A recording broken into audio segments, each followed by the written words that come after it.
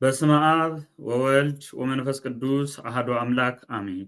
ከጥቅምት 24 እስከ ጥቅምት 27 ለተከታታይ 3 ቀናት በኢትዮጵያ ኦርቶዶክስ ተዋሕዶ ቤተክርስቲያን ላይ እየተፈጸመ ያለውን ጄኖሳይድ ለሚመለከታቸው ዓለም አቀፍ አካላት ለማዳረስ የተዘጋጀ የሚዲያ ዘመቻን አስመልክቶ ከአስተባባሪ ኮሚቴዎች የተሰጠ መግለጫ። በሀገራችን በኢትዮጵያ ባለፉት 7 ዓመታት በሶማሊያ፣ በትግራይ፣ በአማራ፣ በደቡብ፣ በኦሮሚያ በተለይም በዝቋላ፣ በበደኖ፣ በአርባጉጉ፣ በአሩሲ፣ በጅግጅጋ ወዘተ ኦርቶዶክሳውያን ተከታዮችን ኦርቶዶክስ በመሆናቸው ብቻ አሰቃቂ በሆነ መልኩ በሜንጫ፣ በገጀራ፣ በድንጋይና በጦር መሳሪያ ተገድለዋል። አስከሬናቸውም በየሜዳው ተጎትቷል። በዱር አውሬዎች እንዲበላም ተደርጓል። ለዘመናት ያፈሩት ሀብትና ንብረትም ወድሟል። ለማሳያ ያክል በዚህ 2 ዓመታት ውስጥ በኦሮሚያ ክልል በአርሲ ሀገረ ስብከት በጉናና መርቲ ወረዳዎች ድንበር በሸርካ ወረዳ፣ በሄላ፣ በሆንቆሎ ዋቤ ወረዳ ብቻ ከ145 በላይ ቦታቸው የተመዘገበ ኦርቶዶክሳውያን በእምነት ማንነታቸው ተገድለዋል። ከ16 በላይ አብያተ ክርስቲያናት በጥቃት ስጋት ብቻ ተዘግተዋል። ለቁጥር የሚታክቱ ደግሞ ታግተው ነፍሳቸው በገንዘብ ኃይል አትርፈዋል። ይህ የ2 ዓመት ብቻ ኩነት ነው። የአርሲ ኦርቶዶክሳውያን በመከራና ጥቃት ውስጥ መኖር ከጀመሩ ከ7 ዓመት በላይ መሆኑን ስናስብ ደግሞ ሰቀቀኑን ለማሰብ ያስፈራል።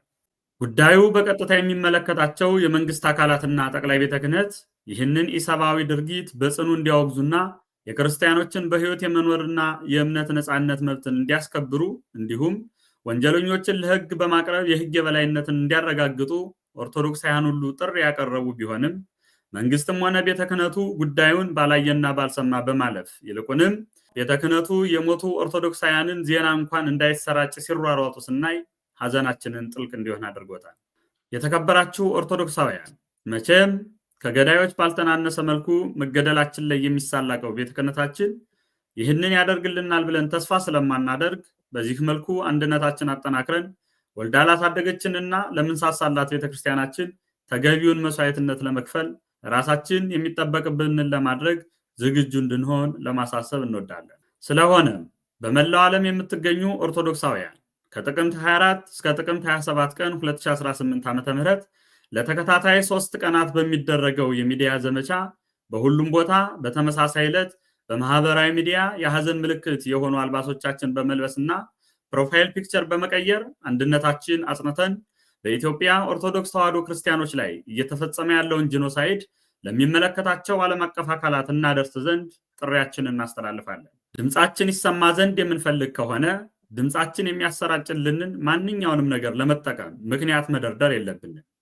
ይህ ዘመቻ በሚደረግበት ጊዜ አንዳንድ ሰዎች መፍትሄ ያለው ከእግዚአብሔር እንጂ ከሰው አይደለም፣ ቀኝህን ሲመታህ ግራህን ስጥ፣ ክርስቲያን እየሞተ ይበዛል፣ በተጨማሪ ምዕራባውያን ኦርቶዶክስ ጠሎች ስለሆኑ የምንጠፋበትን ሴራ ይሸርባሉ እንጂ የመፍትሄ ተስፋ የሚሆኑ አይደሉም ወዘተ በማለት የምትናገሩ ሰዎች መጸለይ፣ ፈጣሪን ተስፋ ማድረግ ከሚደረገው የማህበራዊ ዘመቻ ጋር አብሮ የሚሄድ እንጂ የሚቃረኑ አለመሆኑን በመረዳት ምክንያቶቻችን ሁሉ ወደ ጎን አድርገን ከዘመቻው ጎን እንድንሆን ጥሪያችንን እናስተላልፋለን። በኢትዮጵያ ኦርቶዶክስ ተዋሕዶ ቤተክርስቲያን አማኞች ላይ የተፈጸመውን ግድያ በማውገዝና መግለጫ በማውጣት ከጎናችን ለነበራችሁ በኢትዮጵያ ውስጥ ለምትገኙ የተለያዩ ሃይማኖት ተቋማት የጎረቤት ቤት ሲቃጠል ዝም ብለህ ካየህ አንተን ከመቃጠል አያድንህም እንዲሉ አባቶቻችን የኢትዮጵያ ኦርቶዶክስ ተዋሕዶ ቤተክርስቲያን ይህንን ያህል ግፍና መከራ ሲደርስባት ዝም ብሎ መመልከት አይገባምና ሀገር ወዳድ የእስልምና፣ የፕሮቴስታንት፣ የካቶሊክ እንዲሁም የሌሎች እምነት ተከታዮች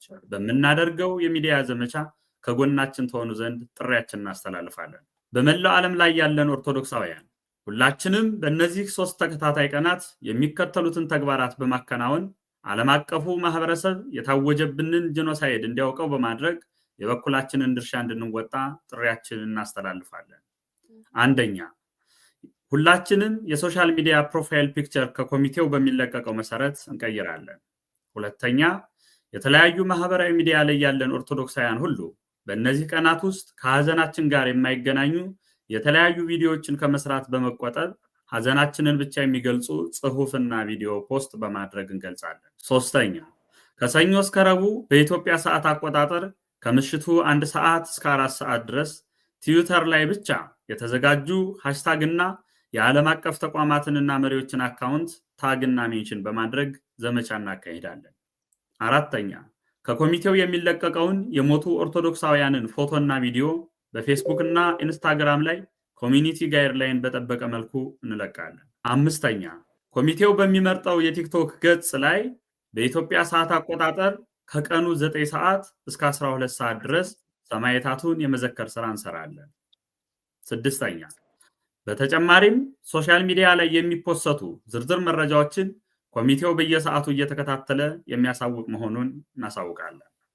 ውድ የቤተ ክርስቲያን አባቶች፣ ሊቃውንት፣ መምህራንና ምዕመናን፣ ዛሬ ላይ በቤተ ክርስቲያናችንና በኦርቶዶክሳውያን ላይ የተደቀነው ፈተና የእያንዳንዳችንም ሆነ የሃይማኖታችን ሕልውና አደጋ ውስጥ የከተተ መሆኑን በመገንዘብ በፍጹም ትዕግስት፣ በአንድነት፣ በጸሎት፣ በሐዘንና ጉዳዩን ከመቼውም ጊዜ በላይ በቅርበት በመከታተል ለሚጠበቅብን ኦርቶዶክሳዊ ተጋድሎ በፍጹም ጥባት ዝግጁ እንድትሆኑ በዚህ ወሳኝ ወቅት የሚጠበቅባችሁን ሁሉ እንድታደርጉና ይህንን መረጃ ለሁሉም ኦርቶዶክሳውያን እንድታስተላልፉ በትህትና እንጠይቃለን።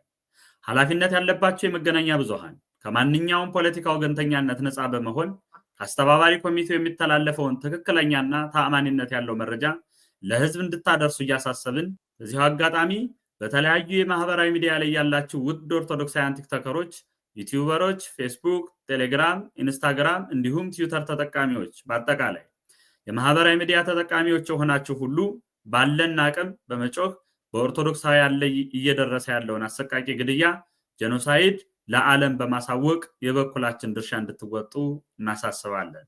የቤተክርስቲያን አምላክ ሃይማኖታችንንና ቤተክርስቲያናችን ይጠብቅልን።